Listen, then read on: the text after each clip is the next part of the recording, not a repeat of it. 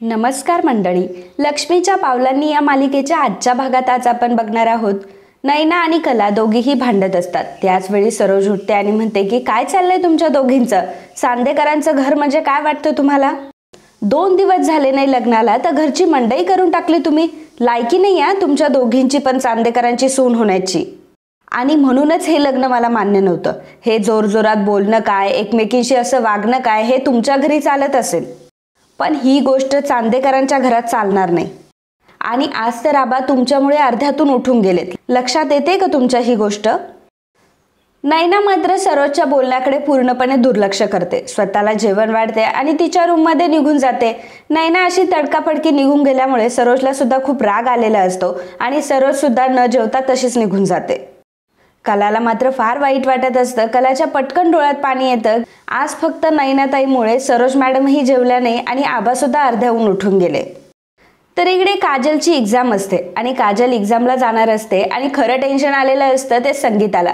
संगीता सारखं तिला पाण्याची बाटली घेतलीस का, जेवायला घेतलंस का, सगळं आवरलंय का असे प्रश्न तिला विचारत असते आणि काजल त्यावेळी तिची रिव्हिजन करत असते. संगीता काजलला म्हणत असते की पास होशील ना यावेळी? तर काजल म्हणते की पास काय, यावेळी पहिलाच नंबर घेऊन येणार आहे मी. संगीता म्हणते की पहिला नंबर जाऊ दे पण पास होशील ना? तेव्हा काजल म्हणत असते की अगं आई, पहिला नंबर आला म्हणजे मी पासच होणार ना. आणि काय चाललंय खरे बाई तुमचं? परीक्षा माझी आहे का तुमची आहे? संगीता काजल सोबत बोलत असताना त्याच वेळी सोहम तिथे येतो. सोहम आलेला पाहून संगीता म्हणते की अहो सोहमराव या ना घरामध्ये. काजल म्हणते की काय रे मित्रा, तू कसा काय आलास इकडे? सोहम म्हणतो की म्हटलं अगं तुझी एक्झाम आहे तर चला तुझ्या आई वडिलांना जरा ऑल द बेस्ट करून येऊयात. काजल म्हणते की हो का, मग तू बस करत त्यांना ऑल द बेस्ट, मी जाते माझी. सोहम म्हणत असतो की अगं अगं ऐक, तसं नव्हतं म्हणायचं मला. तू मला म्हटली होती ना की तुझा एक गॅरेजवाला मित्र आहे, त्याला जरा भेटायचं होतं मला. तर काजल म्हणते की अरे मग एवढंच होतं तर मग कशाला इकडे आलास? फोनवर सांगायचं ना मला, आणि तो तुझी बाईक अगदी व्यवस्थित करून देईल, काही टेन्शनच घेऊ नकोस तू. सोहम म्हणतो की जाऊ दे ना, मी इकडेच येत होतो, म्हटलं जाऊन येऊयात. तर काजल म्हणत असते की काही प्रॉब्लेम नाही, चल आपण दोघंही आता सोबतच जाऊया. तू तुझी मोहीम फत्य कर आणि मी माझा गट जिंकते. सोहम म्हणतो की म्हणजे काय? काजल म्हणते की काय मामू आहेस रे तू? आधी तुझी बाईक रिपेअरिंगला टाकूयात आणि मग मी माझा इतिहासाचा पेपर द्यायला जाते. संगीता काजलला म्हणत असते की काजू अगं काय बोलतीयस तू? तुला माहिती आहे ना ते कोण आहेत ते? काजल म्हणते की कोण आहे तो? मित्र आहे माझा तो. संगीता म्हणते की अगं कलीचे आणि नैनीचे धीर आहेत ते, त्यांना जरा मानपान द्यायचं असतं. काजल म्हणते की कसला मानपान? आणि सोहमला ती म्हणत असते की आता इकडे काहीतरी घडण्याच्या आधी ना चल बरं इथून.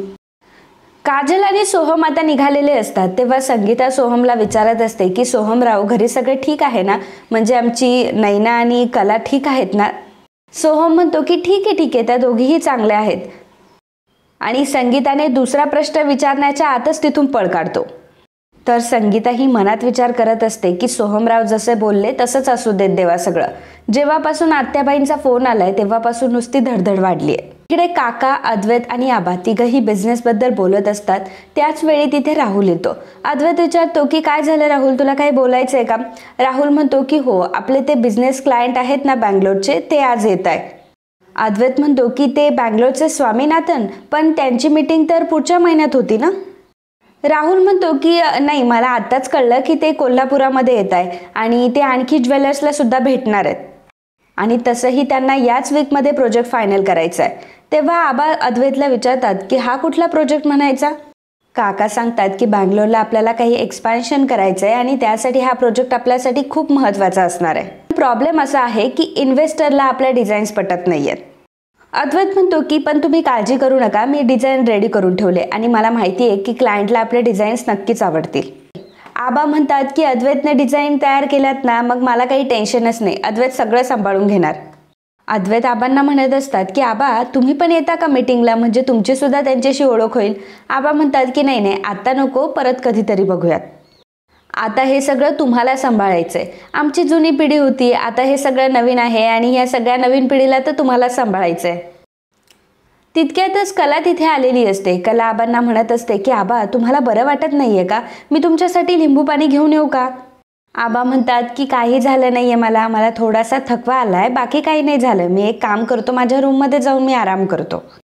आणि मग कला आता आबांना त्यांच्या रूमपर्यंत सोडवते.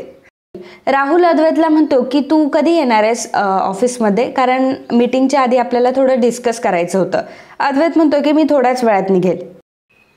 इकडे सोहम संगीताशी तर बोललेला असतो की घरी सर्व ठीक आहे, परंतु काजलला मात्र सोहमच्या चेहऱ्यावरून अजिबात असं वाटत नसतं की घरी काही सगळं ठीक आहे म्हणून. तर काजल सोहमला खोदून खोदून विचारत असते की सांग मला, घरी सगळं व्यवस्थित ठीक आहे ना. सोहम म्हणतो की अगं हो, व्यवस्थित आहे सगळं. तर काजल पुन्हा एकदा विचारते की तू सांग हा मला, कारण मी तुला आता नाही ओळखत, खूप दिवस झाले मी तुला ओळखते. सोहम म्हणतो की बरं ठीक आहे, मी तुला सांगतो, परंतु मला तू प्रॉमिस कर की घरी तू कोणालाच सांगणार नाही. काजल म्हणते की म्हणजे 100% राड आहे, मला सांग आता, पॉईंट टू पॉईंट मला सांगायचं काय आणि कसं घडलं सगळं. सोहम आता काजलला सांगू लागतो की नैना वहिनी ना खूप विचित्र वागतीये आणि मुद्दाम ती कला वहिनीसोबत काहीतरी भांडण उकरून काढतीये आणि त्यामुळे घरामध्ये खूपच प्रॉब्लेम होत आहे. काजल म्हणते की ही नैना दिदी पण ना हे वेगळंच प्रकरण आहे, आता तर मी तिला अजिबात सोडणार नाही. लग्नाआधी सुद्धा ह्या घरात जेव्हा होती ना ती, तेव्हा मला आणि ताईला असाच त्रास द्यायची. नैना दिदी ना कधी कोणाशी सरळ वागू शकत नाही आणि तिच्यावर काही गोष्टींचा परिणामच होत नाही. आणि ती फक्त कलाताईच्या आयुष्यात प्रॉब्लेम नाही करणार, ती तुमच्या सगळ्यांच्या आयुष्यात ना राडे घालणार आहे. सोहम काजलला म्हणतो की अरे अरे अरे गुंड्या भाऊ, जरा धीराने घ्या. तर काजल चिडते आणि म्हणते की तुला कसं काय माहिती हे नाव. सोहम म्हणतो की मला माहिती आहे, कलावहिनी तुला गुंड्याच म्हणते ते.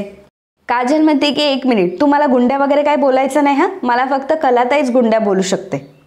सोहम म्हणतो की आता मला सांग, सगळ्यात महत्त्वाची गोष्ट काय आहे. काजल म्हणते की नैना दिदीला लाईनवर आणायचं, दुसरं काय. सोहम म्हणतो की नाही, पहिल्यांदा तुला एक्झाम आहे, विसरली का तू, तुझा आज हिस्ट्रीचा पेपर आहे आणि तुला तो द्यायचा आहे, हे तुझं पहिलं काम आहे. त्यामुळे जो काही तुझा हा राग आहे ना, तो तू एक्झाममध्ये काढ आणि दणदणीत उत्तरं दे. सोहम तिला म्हणत असतो की परीक्षा झाला ना, वाटलंच तर मी तुला ह्या अंगणामध्येच आखाडा करून देतो आणि मग तुला ज्याला धुवायचं ना त्याला धुवून टाक. तर काजल म्हणत असते की ज्याला कोणाला नाही धुणार आहे मी तर फक्त त्या नैना दिदीलाच धुणार आहे, तिला तर मी आता सोडणारच नाही. सोहम म्हणतो की झालं का आता तुझं. काजल म्हणते की नाही झालंय माझं अजून. सोहम म्हणतो की मग अजून काय राहिलंय तुझं. तर काजल त्याला सांगते की खबरदार, परत जर मला गुंड्या बोललास तर. सोहम म्हणतो की बरं ठीक आहे, नाही बोलणार, तुला पेपरला लेट होतोय, आता गाडीवर बस. त्यानंतर सोहम आणि काजल दोघंही तिथून निघून जातात. तर मित्रांनो, आजचा प्रश्न तुमच्यासाठी असा आहे की काजल आणि सोहम एकमेकांच्या प्रेमात पडतील का, आणि प्रेमात पडल्यानंतर पुढे काय होईल. तुमची उत्तरं म्हणजेच तुमच्या प्रतिक्रिया कमेंटद्वारे आम्हाला नक्की कळवा. इकडे कला ही आबांचा बीपी चेक करत असते. बीपी चेक करून झाल्यावर आबांना ती म्हणत असते की आबा हे काय, तुमचा बीपी लो झालाय, तुम्ही गोळी नाही घेतली वाटतं. आणि लगेचच आबांची गोळी ती त्यांना देते. तितक्याच रजनी तिथे येते आणि कलाला विचारते की काय ग कला, काय झालंय. कला म्हणते की काही नाही रजनी मॅडम, अहो आबांचा बीपी जरा लो झालाय. आबा म्हणतात की तसं काही नाही आहे सुनबाई, तू उगाचच त्याचं टेन्शन घेऊ नकोस. रजनी म्हणते की अगं उन्हामुळे आबांना तसं होत असेल, तू काळजी करू नको, तुझ्यामुळे काहीच झालं नाहीये. कला म्हणते की तसं नाही हो रजनी मॅडम, जेव्हापासून नैनाताई या घरामध्ये आली तेव्हापासून आपल्या घरातलं वातावरण खूपच बिघडलंय आणि म्हणून मला असं वाटतंय की आबांना त्या गोष्टीचा त्रास होत असेल, बाकी काही नाही. आबा म्हणतात की सुनबाई तू अजिबात वाईट वाटून घेऊ नकोस, अगं आता माझं वय झालंय, त्यामुळे छोट्या मोठ्या माझ्या तक्रारी असणारच आहे, पण तू नैनाला ओरड हा, तू नैनाची बहीण आहेस आणि त्यातल्या त्यात नैनाची तू मोठी बहीण आहेस, त्यामुळे या घरात तिला कसं ओरडावं आणि कसं सांगावं या सगळ्या गोष्टी करण्यासाठी तुला फार अवघड जात असेल माहिती मला, परंतु तरीसुद्धा चांदेकरांच्या रीती वगैरे तर तिला समजल्याच पाहिजे ना. कला म्हणते की हो आजोबा, तुम्ही टेन्शन घेऊ नका, मी तिला समजावून सांगते. रजनी म्हणते की आबा जेवायला या नंतर तुम्हाला आवाज दिल्यावर. आबा म्हणतात की ठीक आहे. कला मनात म्हणत असते की आबा जरी म्हणत असले की सगळ्या गोष्टी ठीक आहे तरी मला काही ठीक वाटत नाहीये, मला असं वाटतंय की डॉक्टरांना बोलवायला पाहिजे. एक काम करते, जरा अद्वैतशीच बोलून बघते, असं म्हणून कला अद्वैतशी बोलायला आलेली असते आणि त्याच वेळी एका कामानिमित्त आता सरोज आणि अद्वैत दोघंही बाहेर चाललेले असतात. कला अद्वैतला आवाज देते आणि म्हणते की अद्वैत एक मिनिट थांब. तेव्हा सरोज अद्वैतला म्हणते की अद्वैत चल इथून निघून. अद्वैत लगेच सरोजचं ऐकतो आणि तिथून निघून जायला लागतो. तेव्हा कला म्हणते की अद्वैत माझं एक जरा महत्त्वाचं काम होतं. सरोज म्हणते की तुला दिसत नाही का आम्ही बाहेर चाललोय ते. कला म्हणते की हो माहिती आहे मला, पण एक काम होतं. सरोज म्हणते की बाहेर जाताना आडवायचं नसतं, एवढी गोष्टही माहीत नाही आहे का तुला. कला म्हणते की मला माहिती आहे, परंतु माझं ऐकून तरी घ्या. सरोज म्हणते की तुझं काय ऐकून घ्यायचं, माणसाने नेहमी पायरी ओळखूनच राहायला पाहिजे. आणि तुझं जे काही चाललंय ना ते अगदी मला व्यवस्थित कळतंय, समजलं तुला? आणि तुझे जे हे काही चाळे चाललेत ना ते प्लीज थांबव. माझ्या मुलाच्या मागे पुढे करायची काहीही गरज नाहीये. उगाचच तोंडावर पडण्यापेक्षा या घरामध्ये आणि माझ्या मुलाच्या आयुष्यामध्ये तुझी पायरी ओळखूनच वाग. कला म्हणते की सरोज मॅडम, तुमचा काहीतरी गैरसमज होतोय. मी माझ्या कामासाठी नाही तर आबांच्या कामासाठी अद्वैतला थांबवलंय. अद्वैत म्हणतो की आबांचं काय झालंय? कला म्हणते की आबांचा बीपी लो झालाय. अद्वैत म्हणतो की याचा अर्थ म्हणूनच ते मगाशी असं म्हणत होते का? कला म्हणते की नाही थांब, आता आबा बरे आहेत. मी त्यांचा बीपी सुद्धा चेक केलाय. रजनी मॅडम सुद्धा तिथेच होत्या आणि रजनी मॅडमनेच मला सांगितलं की उन्हाळ्यात त्यांना असा त्रास होत असतो. अद्वैत म्हणतो की पण आता आबा ठीक आहे का? कला म्हणते की हो आता ठीक आहे, पण तरी सुद्धा असं मला वाटतंय की आपण डॉक्टरांना एकदा घरी बोलावून घेऊयात. म्हणजे तुझ्याकडे नंबर असेल तर एकतर तू कॉल कर, नाही तर मला नंबर दे, मी कॉल करते. अद्वैत म्हणतो की ठीक आहे, मी डॉक्टरांना बोलावून घेतो. सरोज कलाला म्हणत असते की एवढंसं काम होतं तर अद्वैतला कशाला थांबवलं? फॅमिली डॉक्टरचा नंबर तर माझ्याकडे सुद्धा आहे. कला म्हणते की हो सरोज मॅडम, परंतु तुम्ही माझं काहीच ऐकून घेत नाही. सरोज कलाला काहीही बोलत नाही आणि तिथून अद्वैतला घेऊन निघून जाते.